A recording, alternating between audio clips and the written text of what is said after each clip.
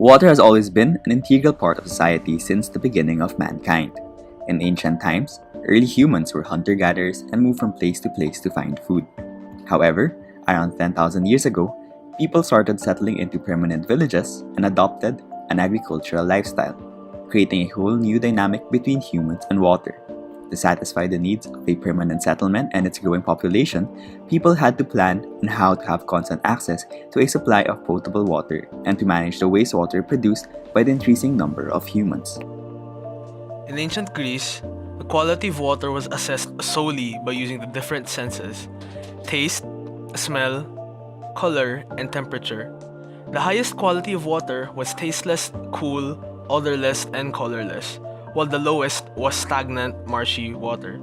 To enhance the quality of water, which did not satisfy the cleanliness standards, the Greeks utilized settling tanks, sieves, filters, and the boiling of water.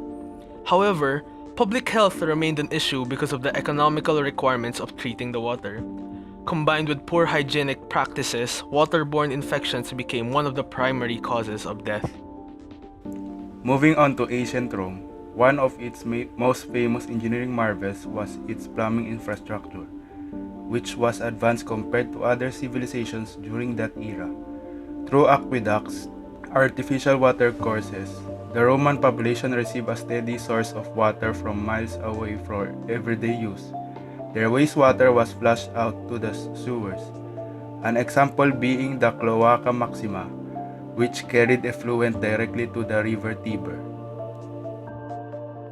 Following the fall of the Roman Empire, progress with regards to water sanitation was very slow. It was only during the 13th century when fundamental changes occurred due to the rise of modern university, and then in the 18th century when agriculture began to industrialize.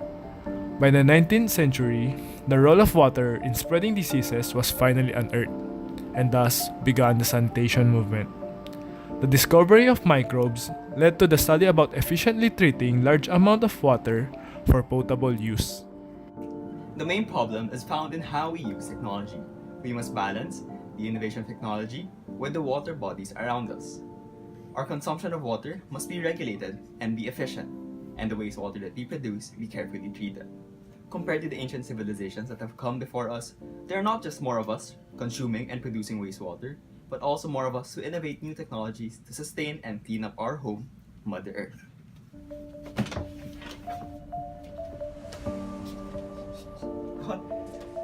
There is a huge variety of development paths and solutions in urban water supply and sanitation. Local conditions, traditions, and people have to be in the core of decision making when future solutions are considered. However, since water sources for every city have their own unique location and quality, and each city has its own unique physical, social, and administrative morphology, solutions of one city may not work for another.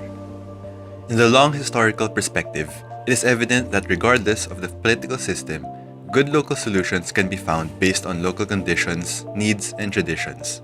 Although water, and particularly water services, are largely dependent on local conditions. It is useful to make comparative studies between cities and communities in various regions and cultures, and identify possibly applicable and replicable principles and practices.